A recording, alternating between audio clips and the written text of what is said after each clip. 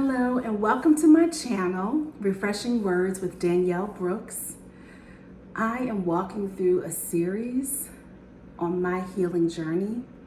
It's entitled MayDay, A to Z. I'm walking through my healing journey, 26 days through the alphabet, and today we are on the letter C, and the word is courage. And I just want to say right up front, it has taken a lot of takes to get this video done, but I have the courage to keep trying and persevering to get this recorded and posted today.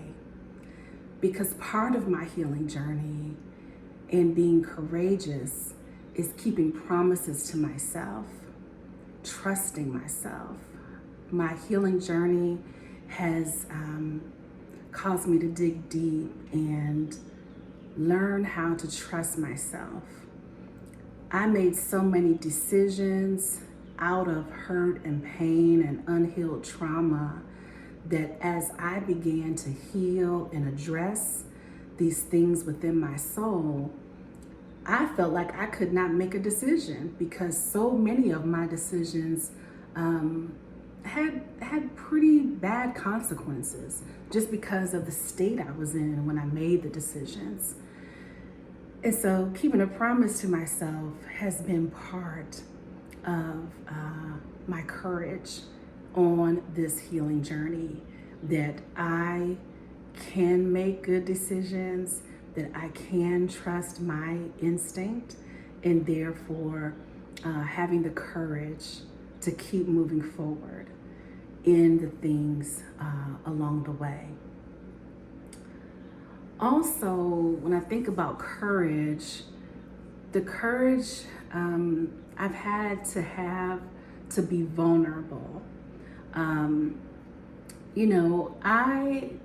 mainly walked through life through a sense of achievement, that even though I was in pain, even though I had various things that were traumatizing that happened to me, I felt I could just achieve my way out of my circumstances, that as I got to this next level of achievement, then everything would be fine.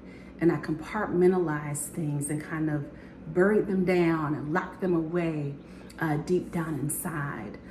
But as the title of the series would suggest, that MayDay, that distress signal, just began as a little whisper, and it got louder and louder and louder.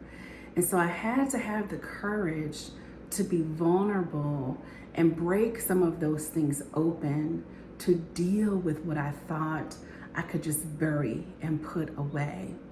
And let me tell you, it takes courage to dig down into some of those things. And for me, it's just been important as a person who is very much half glass full and can tend to almost in that realm, the buzzword of toxic positivity.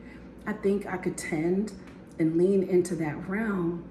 I've had to be vulnerable about exactly naming things, calling a thing, and not sugarcoating it, not finding the silver lining, although there may be one. There is a moment to be courageous and vulnerable, to face it, to name it, to write it, to speak it, to have somebody bear witness to your story. And that takes a lot of courage to get to that point. There is courage on the healing journey for me, that knowing that hurt and pain are part of life in community, but you choose to show up in community anyway. I know for me, as more of an introverted person who enjoys a lot of solo activities, it can be very easy to live a little bit more closed off life, but I don't believe that that is a life I want to live. I don't believe that's how we're meant to live. And so choosing to show up, to have the courage to step out of a comfort zone and meeting new people, knowing that there may at some point be hurt or pain in that relationship, takes courage when you're on this healing journey. But I will say that it is worth it. It is truly, truly worth it. I think finally I would say it takes courage to keep showing up. I talked on other videos about that perseverance. I've had moments where I feel like I have investigated, written, and cried every last tear about something. And there may be a song or a movie or just something that brings up and elicits,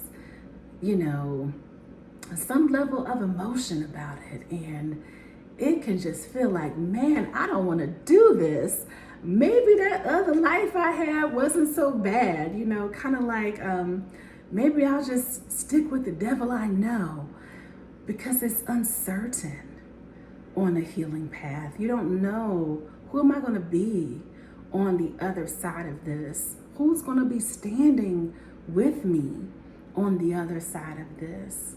What will my life look like on the other side of this? And it takes courage to keep walking in that unknown, to alleviate the distress in our spirit.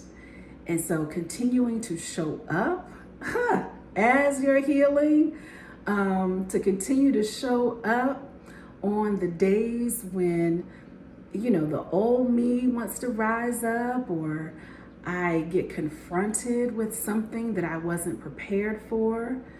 It takes courage to keep showing up when you are purposeful about